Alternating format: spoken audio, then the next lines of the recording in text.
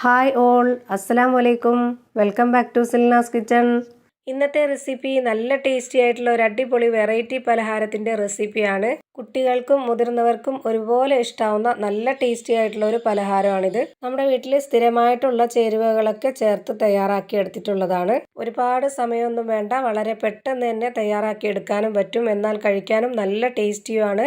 അപ്പോൾ ഈ ഒരു വീഡിയോ സ്കിപ്പ് ചെയ്യാതെ മുഴുവനായിട്ടും കണ്ടിരുന്നാലേ ഇതെങ്ങനെയാണ് തയ്യാറാക്കി എടുത്തിട്ടുള്ളതെന്ന് നിങ്ങൾക്ക് മനസ്സിലാവുള്ളൂ. ഈ ഒരു റെസിപ്പിയിലോട്ട് കിടക്കുന്നതിന് മുമ്പായി എൻ്റെ ചാനൽ ആദ്യമായിട്ട് കാണുന്നവരാണെങ്കിൽ പ്ലീസ് ഒന്ന് സബ്സ്ക്രൈബ് ചെയ്തേക്കണേ. കൂടെ തന്നെ നിങ്ങൾക്ക് ഈ വീഡിയോസ് ഇഷ്ടപ്പെടുകയാണെങ്കിൽ ഒരു ലൈക്ക് ചെയ്യാനും മറക്കരുത്. ഇനി നമുക്ക് റെസിപ്പിയിലോട്ട് കിടക്കാം. അപ്പോൾ ഈ ഒരു റെസിപ്പി തയ്യാറാക്കി എടുക്കാനായിട്ട് ഞാനിവിടെ 3 നേന്ത്രപ്പഴം എടുത്തിട്ടുണ്ട്. ഇത് ചെറിയ നാടൻ നേന്ത്രപ്പഴമാണ്, അതുകൊണ്ടാണ് 3 എടുത്തിട്ടുള്ളത്. നല്ല വലിപ്പമൊക്കെ ഉള്ളതാണെന്നുണ്ടെങ്കിൽ 1-2 എടുത്താൽ മതിയാവും. ഈ നേന്ത്രപ്പഴം കറക്റ്റ് ആയിട്ടുള്ള പഴുപ്പാണ് ഇപ്പോൾ ഉള്ളത്. ഇനി ഇതിനേക്കാൾ കൂടുതൽ പഴുത്തുപോയ നേന്ത്രപ്പഴം ആണെങ്കിലും കുഴപ്പമില്ല, അപ്പോൾ ഒന്നുകൂടി ടേസ്റ്റ് ആയിട്ടിരിക്കും. ഇതിൻ്റെ എല്ലാം തൊലി കളഞ്ഞെടുത്തതിന് ശേഷം ഇത് 3 കട്ട് ചെയ്തെടുക്കണം. ഈ ഒരു വലിപ്പത്തിലാണ് ഞാനിപ്പോൾ ഇതെല്ലാം കട്ട് ചെയ്തെടുത്തിട്ടുള്ളത്. കട്ട് ചെയ്തെടുത്തിട്ടുള്ള ഈ പഴം മാറ്റി വെച്ചേക്കാം. അടുത്തതായി ഞാനിവിടെ ചെറിയ മിക്സിയുടെ ജാർ എടുത്തിട്ടുണ്ട്. ഇതിലേക്ക് 1/2 കപ്പ് അളവിൽ കപ്പലണ്ടിയാണ് ഇട്ട് കൊടുക്കുന്നത്. തൊലിയൊക്കെ കളഞ്ഞെടുത്തിട്ടുള്ള കപ്പലണ്ടിയാണ്. ഇത് മുഴുവനായും ഇതിലേക്ക് ഇട്ട് കൊടുത്തൊന്ന് പൊടിച്ചെടുക്കാം. ഇനി ഇതൊന്ന് പൊടിച്ചെടുത്തിട്ട് വരാം. ഇപ്പോൾ ഈ കപ്പലണ്ടി പൊടിച്ചെടുത്തിട്ടുണ്ട്. ഇതുപോലെ തരിതരിയായിട്ടാണ് ഇരിക്കുന്നത്. നല്ല നൈസായിട്ടൊന്നും പൊടിഞ്ഞു കിട്ടത്തില്ല. ഇനി പൊടിച്ചെടുത്ത കപ്പലണ്ടി വേറൊരു പാത്രത്തിലേക്ക് മാറ്റിക്കൊണ്ട് ഈ ഒരു ജാറിലേക്ക് 2 കോഴിമുട്ട പൊട്ടിച്ചൊഴിച്ചു കൊടുക്കാം. ഇനി ഈ മുട്ട നന്നായിട്ടൊന്ന് അടിച്ചെടുത്തതിന് ശേഷം ഇതും വേറൊരു പാത്രത്തിലേക്ക് മാറ്റുന്നുണ്ട്. ഇനി മുട്ട അടിച്ചെടുത്തിട്ടുള്ള ജാറിലേക്ക് നേരത്തെ കട്ട് ചെയ്ത് വെച്ചിട്ടുള്ള നേന്ത്രപ്പഴം മുഴുവനും ഇതിലേക്ക് ഇട്ട് കൊടുക്കാം. ഇനി ഇതൊന്ന് അരച്ചെടുക്കാൻ വേണ്ടിയിട്ട് ഇതിലേക്ക് വളരെ കുറച്ച് വെള്ളം ഒഴിച്ചു കൊടുക്കുന്നുണ്ട്. ഒരുപാട് വെള്ളം ഒഴിച്ചു കൊടുത്ത് അരച്ചെടുക്കരുത്, നല്ല കട്ടിയായിട്ട് വേണം അരച്ചെടുക്കാൻ.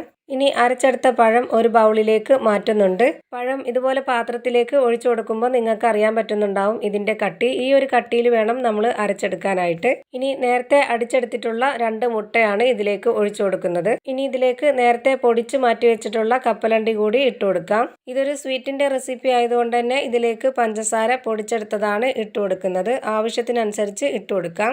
ഞാനിപ്പോൾ ഇതിലേക്ക് 150 ഗ്രാം പഞ്ചസാര പൊടിച്ചെടുത്തതാണ് ഇതിലേക്ക് ഇട്ട് കൊടുത്തിട്ടുള്ളത്. ഇത്രയും മധുരം ഇട്ട് കൊടുത്തപ്പോൾ തന്നെ അത്യാവശ്യത്തിന് നല്ലൊരു മധുരമാണ് കിട്ടിയിട്ടുള്ളത്. നിങ്ങൾക്ക് വേണമെങ്കിൽ ഇതിനേക്കാൾ കൂടുതൽ കുറവോ വേണമെങ്കിൽ അതിനനുസരിച്ച് നോക്കിയിട്ട് ഇട്ട് കൊടുക്കാം. ഇനി ഈ മധുരത്തിനെ ഒന്ന് ബാലൻസ് ചെയ്യാനായിട്ട് ഒരു നുള്ള് ഉപ്പിട്ട് കൊടുക്കുന്നുണ്ട്. ഇനി ഇതിലേക്ക് നല്ലൊരു മണത്തിന് വേണ്ടിയിട്ട് 1 സ്പൂൺ വാനില എസൻസ് ആണ് ഒഴിച്ചു കൊടുക്കുന്നത്. ഇതില്ല എന്നുണ്ടെങ്കിൽ ഏലക്ക ഇട്ട് കൊടുത്താലും മതി. ഇനി ഞാനിതിലേക്ക് വീഡിയോയ്ക്ക് ഒരു ഭംഗിക്ക് വേണ്ടി ഒരു നുള്ള് ഫുഡ് കളർ ഇട്ട് കൊടുത്തിട്ടുണ്ട്. നമ്മൾ വീട്ടിൽ തയ്യാറാക്കുമ്പോൾ ഇതിൻ്റെ ഒന്നും ആവശ്യമില്ല. ഞാൻ വീഡിയോയ്ക്ക് ഒരു ഭംഗിക്ക് വേണ്ടി മാത്രം ഇട്ട് കൊടുത്തതാണ്. ഇനി ഇതിലേക്ക് ഒരു കൂട്ടും കൂടി ചേർക്കാനുണ്ട്. അതിന് മുമ്പായിട്ട് ഇത് നന്നായിട്ടൊന്ന് ഇളക്കി യോജിപ്പിച്ച് കൊടുക്കാം. ഇപ്പോൾ ഇത് നന്നായിട്ട് ഇളക്കി യോജിപ്പിച്ച് കൊടുത്തിട്ടുണ്ട്. ഇനി ഇതിലേക്ക് 2 കപ്പ് ഗോതമ്പ് പൊടിയാണ് ഇട്ട് കൊടുക്കേണ്ടത്. 250 ഗ്രാം കപ്പിൻ്റെ അളവിൽ 2 കപ്പ് ഗോതമ്പ് പൊടിയാണ് ഇട്ട് കൊടുക്കേണ്ടത്. ആദ്യം 1 കപ്പ് ഗോതമ്പ് പൊടി ഇട്ട് കൊടുത്തിട്ടുണ്ട്. ഇത് നന്നായിട്ടൊന്ന് ഇളക്കി യോജിപ്പിച്ച് കൊടുത്തതിന് ശേഷം മാത്രം അടുത്ത 1 കപ്പ് ഗോതമ്പ് പൊടി കൂടി ഇട്ട് കൊടുക്കാം. ഇപ്പോൾ ഇത് ഇളക്കി യോജിപ്പിച്ച് കൊടുത്തിട്ടുണ്ട്. ഇനി ഇതിലേക്ക് അടുത്ത 1 കപ്പ് ഗോതമ്പ് പൊടി കൂടി ഇട്ട് കൊടുക്കാം.